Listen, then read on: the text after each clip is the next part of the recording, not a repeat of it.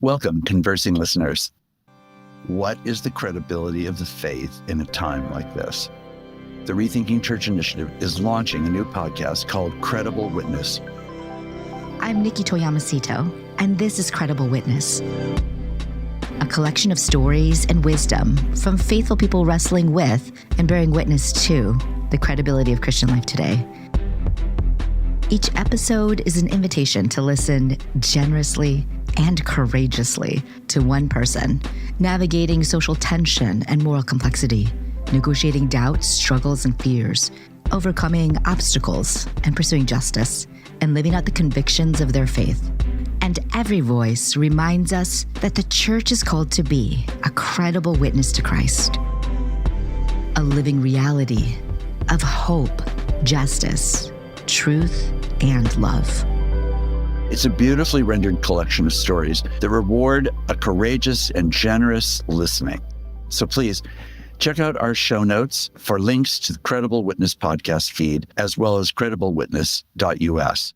I'm hoping that you'll subscribe today, and I believe you'll be deeply encouraged by the series of episodes to come. Thank you for listening courageously with me, and may God bless this new effort. Conversing is produced and distributed in partnership with Comment Magazine and Fuller Seminary.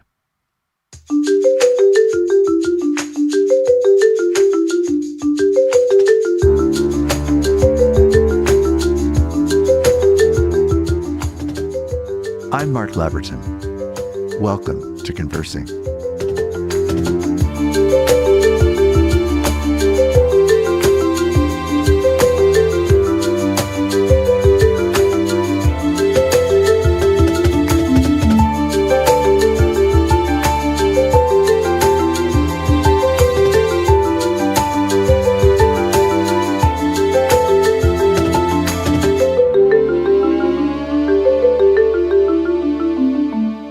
Today we have the great gift of having Jonathan Wilson-Hartgrove as our guest on Conversing. Jonathan is an author and a preacher and a community builder who has particularly worked with faith-rooted movements for social change, and he's been doing that for over 2 decades. He currently is the assistant director of the Yale Center for Public Theology and Public Policy. He's written a number of books. One that we're going to be talking about is called Revolution of Values, Reclaiming Public Faith for the Common Good. And he's been a partner with Bishop William Barber in his shared work for the moral movement of our day. Jonathan, welcome to Conversing. I'm so glad that we have a chance to talk today. Me too. Good to be with you. You know, I've admired your work from a distance and through various associations we've had over the years. And I feel like you've been on a journey that is one that is not unlike some of the things that I've experienced, even though our stories are really quite different. There are certainly similarities at certain points. I'd love it if you could just tell people a bit about your background as we then, in a moment, jump into some of your writing and your current work. Well, I grew up in North Carolina, where I still live, but I grew up out in tobacco country. I sometimes tell people my only real claim to fame is that my mama's people are from Mayberry. If you've ever seen the Andy Griffith Show.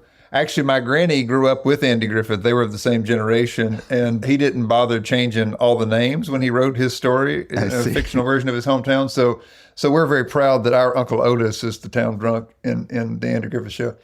But anyway, I grew up there in the 80s and 90s, and in the Southern Baptist Church, where, you know, folks, really good people, my family, and people who had loved them, loved me, and taught me the Bible. We had serious Sunday school teachers. You had to memorize the scriptures, and we memorized them in the King James Version. Right. Because if it was good enough for Jesus, it was good enough for us. Touché. But what I didn't know at the time is that, you know, now I could look back and see kind of it all lined up historically, that I grew up in that world at just the moment when a political movement formed to try to organize that world in order to maintain power. We talk about that a lot today in this country in terms of Christian nationalism. But at that time, it was the moral majority. And it was a very focused effort, a political movement, you know, funded by people who had political interests, but who wanted to use faith to organize people because historically they had used race, and organizing people around race didn't work so well after the civil rights movement. So that has been sort of an increasing awareness in my life of that history and the way it shaped me. How did it gradually unfold that you realized that you were caught in such a moment and such a context? Well, I was an earnest kid, so I wanted to do everything I could for Jesus in that world, and that meant becoming a Republican president of the United States. I see. Now, that's a long journey from tobacco country in North Carolina, so I was going to do it the way Jimmy Carter did it. I was going to go to the Naval Academy, but you couldn't get there without a recommendation to the U.S. Senate. From a U.S. senator, you had to be recommended to go to the academy, and I didn't know any senators. But my grandpa drove a Greyhound bus, and I rode with him to Washington, D.C., and went inside the Senate. It was easier to get in back then than it is now. And I asked a security guard, who are those young people down there? They look like me. And they were about my age, wearing blue blazers. And he said, oh, those are Senate pages. If you're a page, you work here. And I said, I got to get me that job. So I went and paged for Senator Strom Thurmond from South Carolina when I was 16 years old. Oh, my gosh. And that was enough of a deep dive into, the real world of politics in that day for me to realize that there was something of a distance between what I had learned in the Sunday school and what was actually being practiced. How did you experience Strom Thurmond?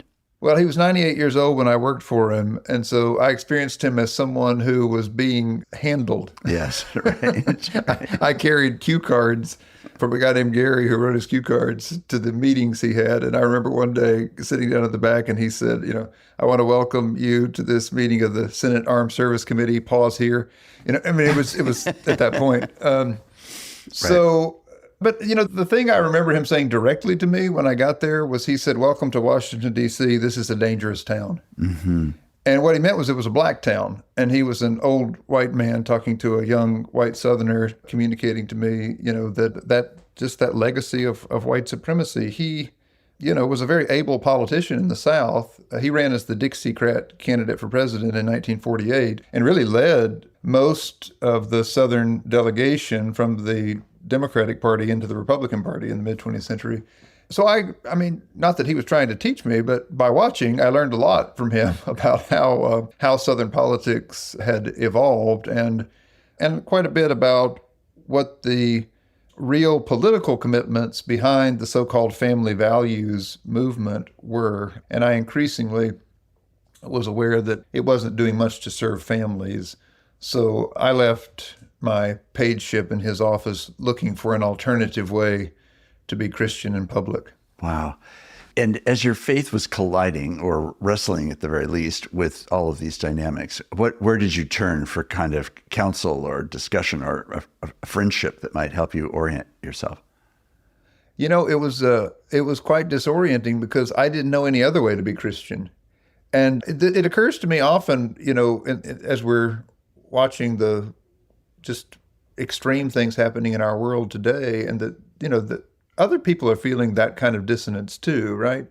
And I think a lot of other people are like me, that they're what they've been is what they understand Christian to be. They don't know another way to be Christian. Right. So the gift of my life was when I came back to North Carolina, I met my friend and colleague to this day, William Barber. He was a preacher here at that time, and he was the son of a preacher and a mother who were both civil rights activists. And so he had grown up in the movement and began to show me another way of being, as sincere about faith as I ever was, certainly I think in many ways more so than I ever was, but working that out in a very different way. And in a way that really challenged who I was and how I had been shaped, but didn't condemn me.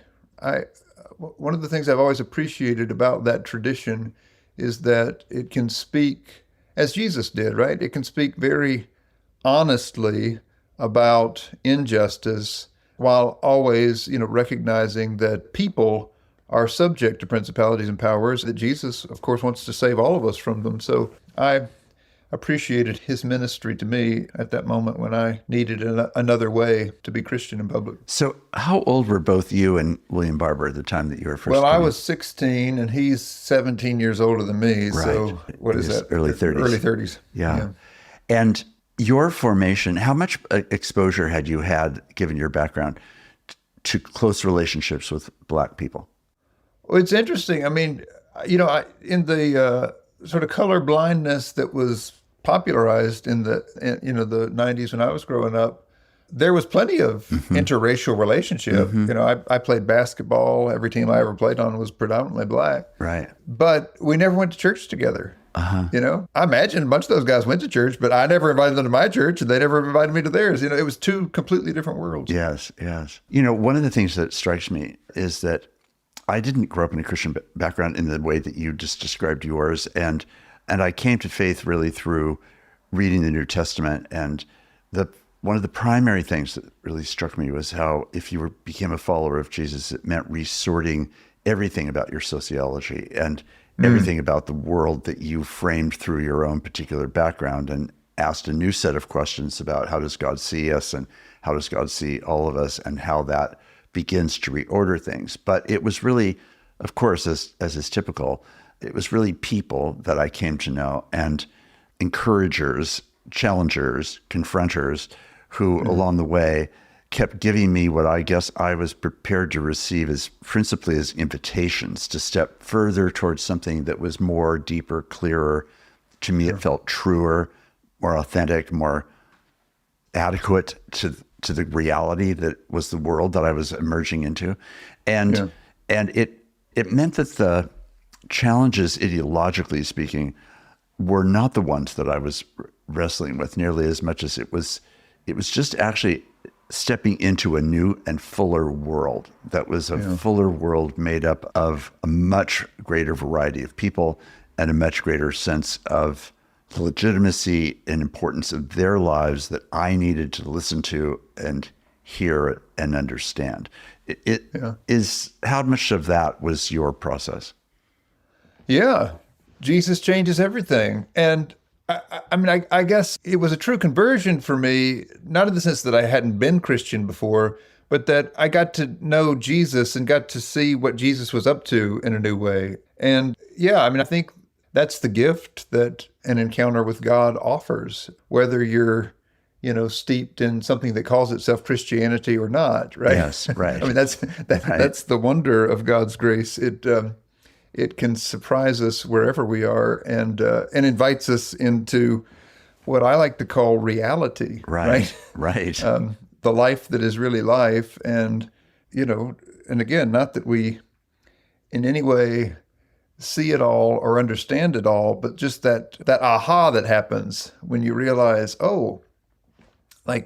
this is an invitation to see everything differently, and in a way that helps you to understand yourself and the world around you in a way that feels more authentic. Right. That's what it was for me. Right. Yeah. Thank you. One of the things that you've obviously been engaged in for many years now is the importance of integrating faith in acts of justice. And you've done this in your writing, you've done this in the particular roles of leadership that you've exercised. You're doing it obviously right now in the work that you're doing with the center at Yale. And I guess I'm just wondering if you could give us a sketch of when you look back on the years that you've been involved in this work and whatever, quote, progress or not progress that you would want to measure, not necessarily just attributable to your efforts, of course, but meaning on the landscape of the work of justice in the United States in particular. Do you have any broad sweeping sort of comments you might want to make or observations that you want to make? Well, to go back to my sense of conversion, of being born again, at the most immediate level and the level that I know best, that's what it's meant to me, right? That what I came to realize was that the radical separation of faith from justice was actually a way that my faith had been stolen from me and from my people. Right. And that I couldn't know Jesus in the fullness of who Jesus is without integrating the two. So at that level, whether from our perspective we ever win or not, I feel like a winner. Right. But the other thing I would say to that is that, and I talk to, I guess I'm old enough now that I realize I'm talking to younger people, and often remind them just in terms of my own experience, how radically the common sense can change, in a relatively short amount of time. I mean, when I was in college, Leah, my wife, and I were struck by the way that our faith was being used to carry our country to war against Iraq at the time. This was during the George W. Bush administration. And we had a strong sense of call that we were called to oppose that. We marched with people, who were marching against the war at the time. And then when it was clear that the war was going to happen, we went to Iraq to be with the people of Iraq while they were being bombed. And I remember, in the largely white evangelical world that we were studying in at the time, we were at an evangelical college, how strange that seemed to so many people. It was just so counter to the common sense of what, it meant to faithfully respond to what was happening in the world. This was during the so-called war on terror and all of that. And it was just striking to me, about a decade later to realize that at least, politically speaking, Democrats, Republicans, everybody agreed that was a bad idea. That war was wrong. Right. But it sure seemed crazy, at the time for anyone to say, maybe we shouldn't do this. And for us, it was very much, in Jesus' name, we're called to do something else. Let alone go to the place where the war is actually happening. Well, that was the Jesus way in practice, right? Jesus was telling us, love your enemies. I mean, it was, the country had been attacked. It was a very sort of visceral thing. We knew people, we were in school with people who had family members who had been killed in the attacks of 9/11. But how do you respond? What do you do in response to that? And what does faith tell us to do? I was working as a journalist then, and I interviewed people from sort of every Christian tradition on the just war.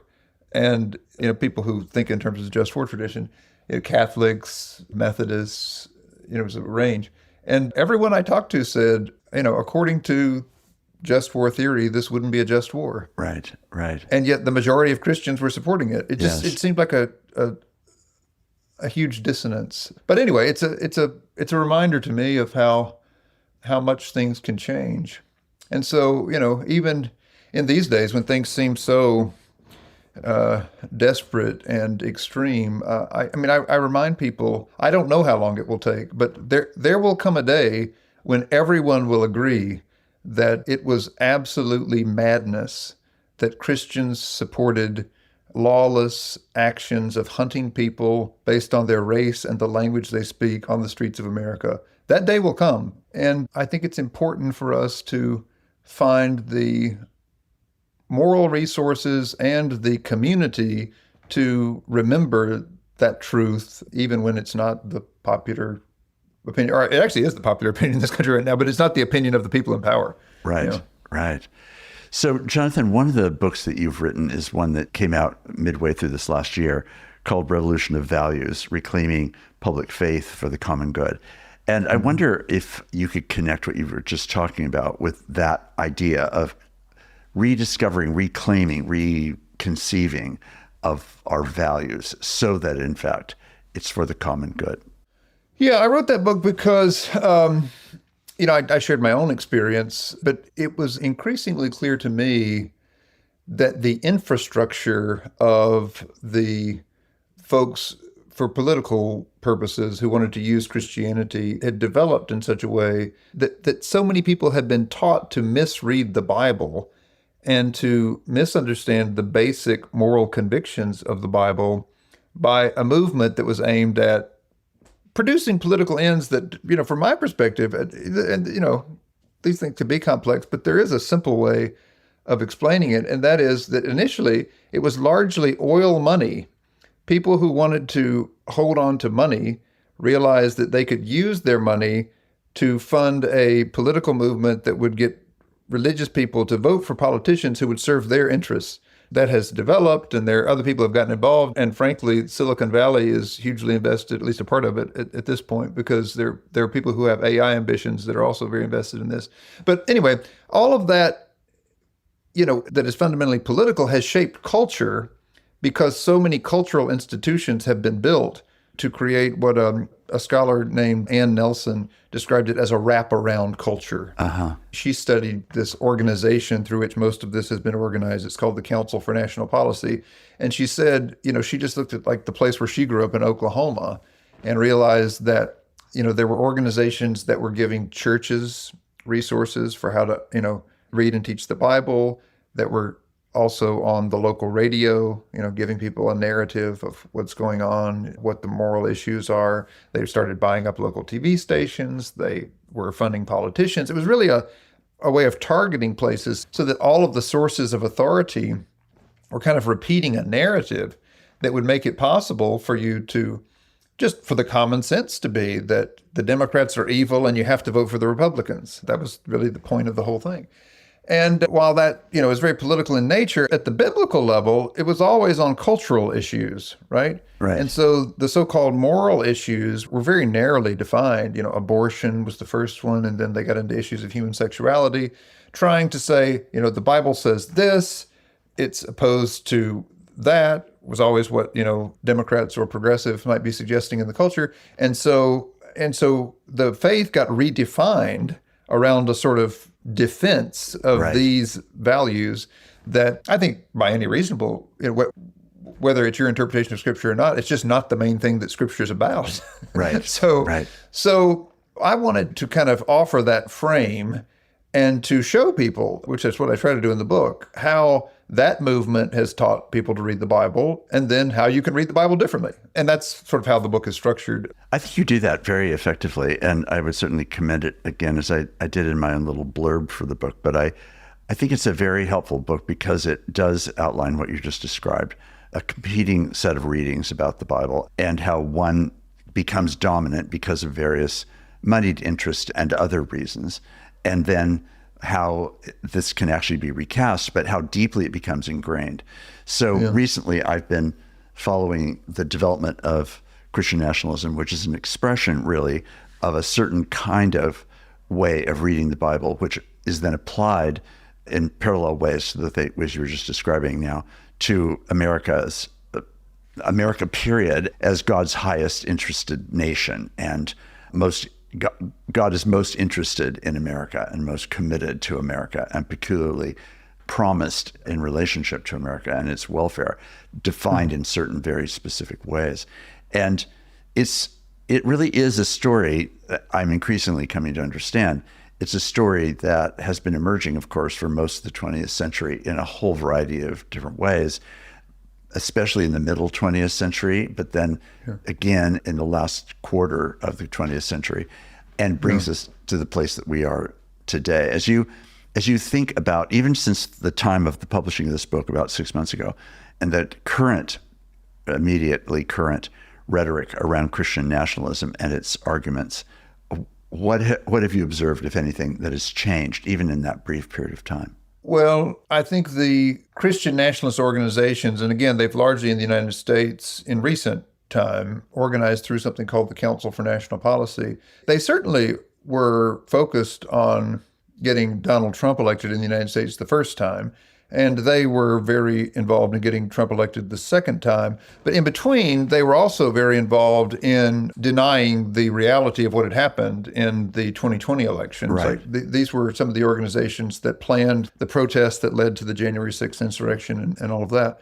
And so these organizations became increasingly committed to offering a kind of alternative version of reality and repeating that, right, in ways that I think very sincere people can have a completely different understanding of what's happening in the world from you and me because of who they trust and where they get their information. And that, in 2026, when we're talking here, that has led to a reality in which we're in an authoritarian crisis in the United States. I mean, this, in the history of the world and even in the current context of the world is not an incredibly unusual thing. But, in the United States that I've lived in, people who talk about authoritarianism and fascism have, usually been seen as pretty radical. And I think it's just an undeniable fact right now, right? We have an authoritarian regime that tells its own version of reality and attacks people who oppose it with facts. Right. So going back to your book, then writing a book on values as you have is an attempt to approach this extreme season and extreme set of challenges. In what way? What do you think actually can stop and or reverse and or change the direction that we seem to be nationally headed in, toward ever increasing amounts of authoritarianism rather than a serious check, whether it's through Congress or necessarily, as yet, who knows how the midterm elections will hold, but depending on how all of that unfolds, to be really held in check. Well, the authoritarianism that we're suffering has been framed both by the people leading it and by much of the media coverage of it as populism. Mm-hmm. But it's not actually very popular, right? Like if you survey the American public about many of the things that are being done, most people don't want what is happening. And I think that means that there's an opportunity for a different kind of populism.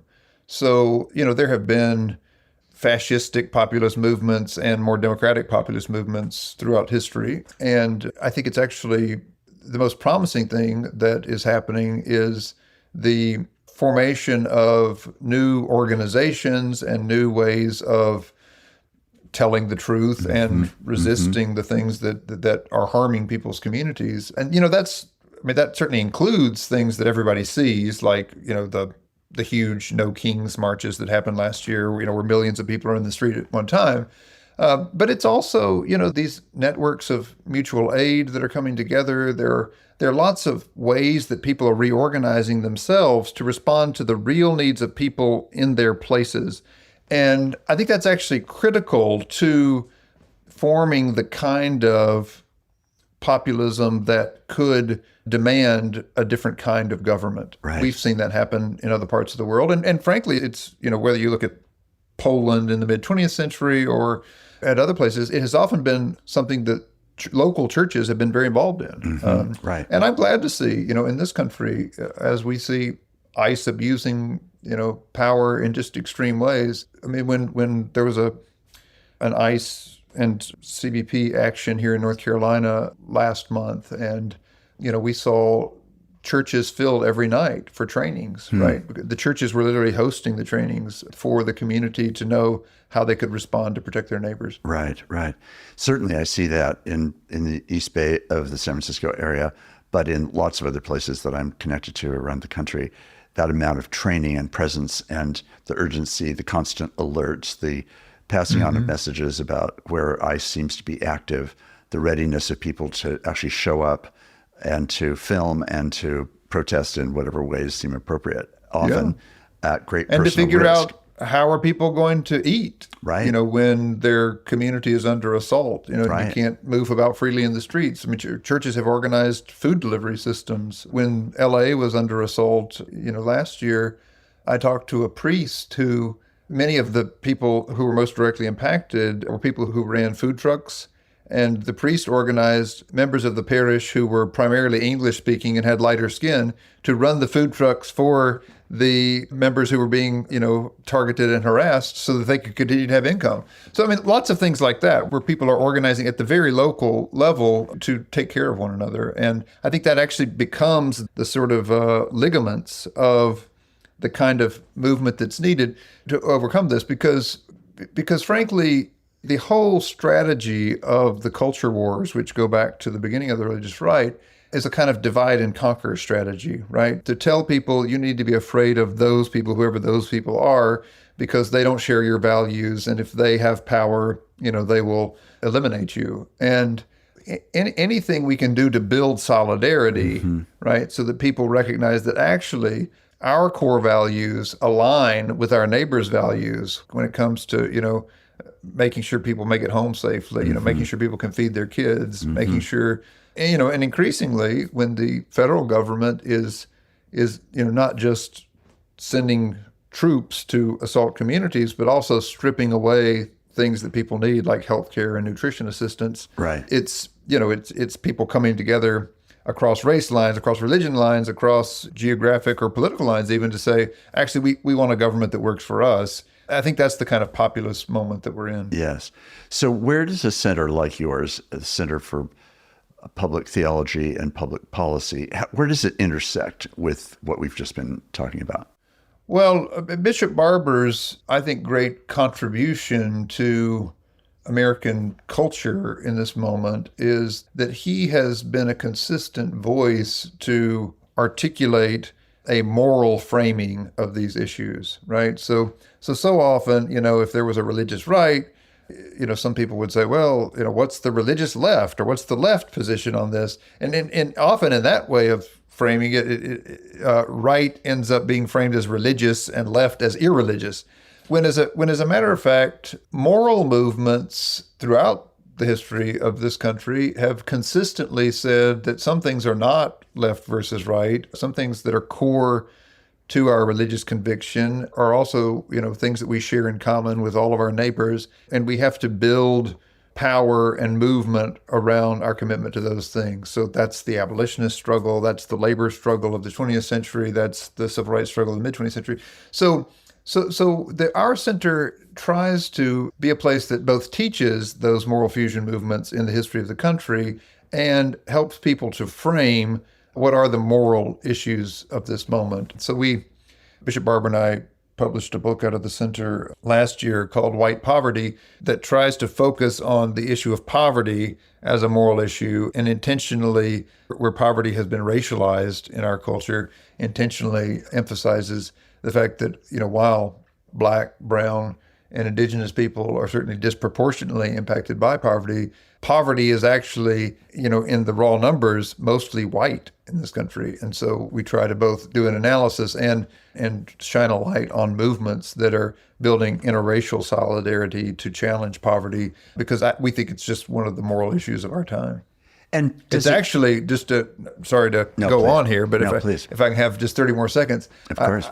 Because we've been talking about authoritarianism and the kind of extremism that we're suffering under. I think that it's ultimately a vulnerability that America was subject to because we've allowed so much poverty, right? The MAGA movement was able to persuade so many people to be afraid of their immigrant neighbors because those people's lives economically were in fact getting worse. And I think both Republicans and Democrats have to take responsibility for that. There was a great embrace of a kind of neoliberal economics in the 90s and early 2000s that meant that a lot of people weren't doing as well as the generation before them.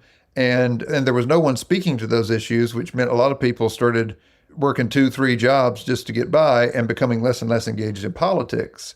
So we have the potential for a minority movement to control the federal government because we abandoned a great swath of the population and have, for many cycles, had races in which there were more people who didn't vote than who voted for either candidate. So we think, addressing the crisis of poverty, even being honest about the fact that we do have a crisis of poverty, is the beginning of a moral movement that could address the extremism. Right. I do think, just as an observer, that the framing as a moral movement has always been one of the greatest powers that Bishop Barber and you have exercised over the years. And when I've been able to hear him speak and preach in public, I've been very moved by first of all, the depth of his own thinking and reflection, and secondly, the integration of this morality in a way that does cut across the typical lines and standard framings of many of these issues. And I keep wondering how you are able to measure, if you are, what kind of hearing that is actually gaining, because it feels to me like it's one of the most important things that needs to be heard in this moment. It cuts across and therefore opens up, I think, the possibility of a different sort of conversation, as I'm sure you're attempting to do. So yeah, I mean, the effect you would hope for, of course, is people coming together around this kind of agenda and politicians embracing that and championing it in a way that, that allows them to use government for good. We've seen that happen some. We told a story in White Poverty about some organizing we did in Eastern Kentucky during the first governor's race that happened after the MAGA movement took over the White House the first time. And the governor there, he's still the governor there, he beat a Trump-endorsed MAGA politician who, used all the Christian nationalist language, largely by adopting the language of the moral movement. Andy Beshear is his name. Yes. And I think that he won with a much wider margin the second time because he's convinced Kentuckians that he actually is using government to help most people. I think there's a huge potential for that. It looks somewhat different in different places, and we would love to see, of course, a presidential candidate embrace that language, but we haven't quite seen that yet. Right. I think in many ways the parties are very stuck in ways of framing issues that have been passed down and that obviously people are invested in because they've done work on them. But I'm increasingly in touch with people who share a sense that things need to dramatically change. And of course, things can get dramatically worse, as Absolutely. we've seen. But I'm hopeful that with an open primary process in the next presidential election cycle, that we will see different kinds of candidates using different kinds of language emerging. And I think that has the potential to unite people. I am something of a realist in that I understand, there are lots of different ways to organize politics, and I'm a registered independent. I'm not, trying to be a partisan person. But I think in the United States, we have a two-party system, and we have a party that has been taken over by, people who are committed to authoritarianism. And so in that context, I think we do have to be realistic about the need to defeat authoritarianism by defeating Republicans. Right. Very, very vulnerable time. I want to move to a book that you and Shane Claiborne put together a number of years ago, a book that I have regularly used called Common Prayer. And I want to come to this at this stage in the conversation because spiritually and theologically, I think all of the activism that needs to be done must be done, and it needs to be done locally in the most localized way. And you've illustrated that in what you've shared today as well as in your books. How do the practices of prayer intersect with this social and political reality that is as problematic as we've just been discussing? Well, common prayer has been a gift. We did it because we needed it, and it's connected us to so many people who've said, we needed that too. It taught me a lot about liturgy, which, I've spent my whole life in the church, so I'm familiar with the liturgies that I participate in and lead, but I had never really studied liturgy before we worked on that project. But I remember when we decided we were going to do it, I called Phyllis Tickle, who had done a great series of prayer manuals that were based in the Benedictine tradition, and she had kind of, livened that up. They're called the Divine Hours, if folks ever want to check them out. She did a wonderful job and had one, had done one for each season. Yes. So anyway, I called her and I told her we were thinking about doing this, and she said, she was my elder. She mentored me in many things, including writing. So she spoke to me very directly, and she said, listen, she said, if you start messing around with prayer, with liturgical prayer, she said, you're messing around with the eternal song that is sung around the throne of God. She said, if you get into this is serious business. Which, I took her seriously, and I think she's right. But the more I got into it, the more I realized that, in an unconscious way, I think we have all been catapulted into a liturgy of consumerism, that is just incessant. Mm-hmm. It's on our phones that we carry around. It's in all the messages that we're getting nonstop. And it's amazing how much that shapes the rhythm of our lives. And, a daily prayer guide and learning the rhythms of prayer, it became an opportunity to think about how the life of faith offers us an alternative rhythm, mm-hmm. how it interrupts, the patterns that we just sort of fall into because of where and how we live. And it gives us another story. So I love how, the story of Scripture is there every day. The rhythm of the Psalms is there every day. We brought in the traditional saints of the church, but also the other saints for people who aren't, Roman Catholic or Eastern Orthodox, I'm a Baptist. So, we have a day when we remember Fannie Lou Hamer, when we remember Martin King as saints of that tradition. Right. And it's a wonderful gift to know that the eternal song that's sung around the throne of God it's actually a river that we're invited to step into and to, be a part of. And you play your part, but it's so much bigger than you. And in a sense, it's there to hold you when you feel unsteady. Yeah. Well, as one of your books, we'll be sure and list it in the show notes. And I just want to say to commend it, because since it first came out, I was really immediately struck by what a creative exercise it was. And yet at the same time, how historical it was, how fair it was to the diversity of Christian traditions, how it allowed voices, ancient and modern, to speak into this moment. And it bore a weight that was really a heavy, in the best sense, a heavy weight of, this is the substance of what God is about in the world. And we are, in our own ways, now sharing in a common liturgy of prayer for the sake of that long eternal work, which is God's glory and God's mercy and love and justice in the world. I think it's an extraordinary resource, really. And I want to thank you again for your part in putting all that together. Well, thank you. We didn't get it. We didn't get everything exactly right, but sometimes when I'm praying it myself, I mean, I feel, lifted up above anything that I was conscious of doing. So I'm grateful for it in that way.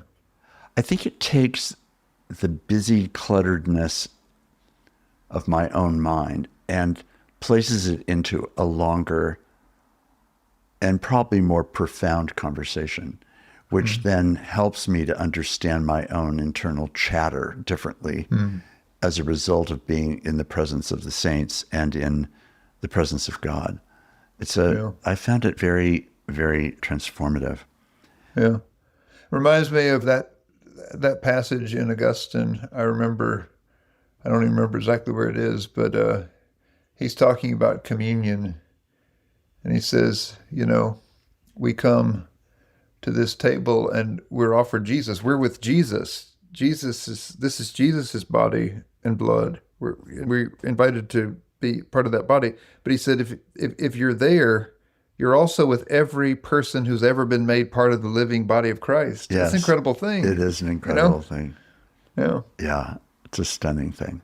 And it changes how we see our neighbors, and it changes how we see our practices, including what we can do to exercise seeking justice in the world.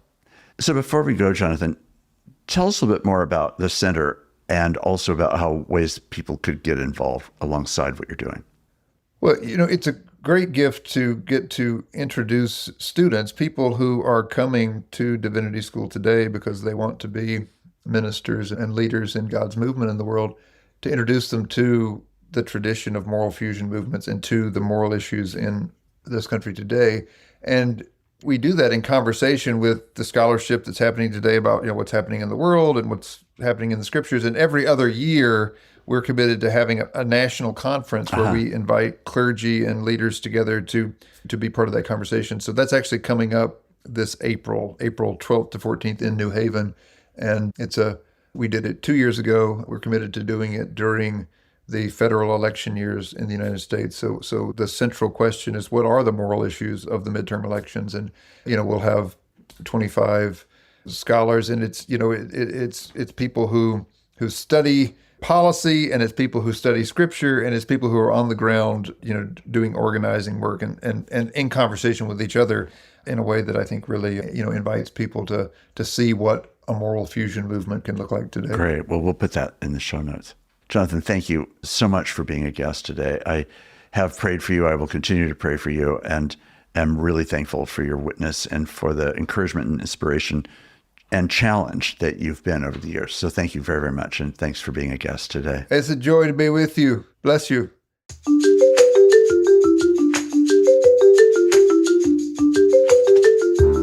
Conversing is produced and distributed in partnership with Comment Magazine and Fuller Seminary.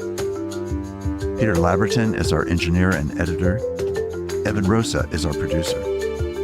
For more information about Comment Magazine, visit comment.org, where you can subscribe, read the current magazine issue, and browse their archive. Fuller Seminary is an evangelical, multi-denominational graduate institution committed to providing indispensable formational education for diverse Christian leaders everywhere. For information, visit fuller.edu. I'm your host, Mark Labberton. Thanks for listening with me.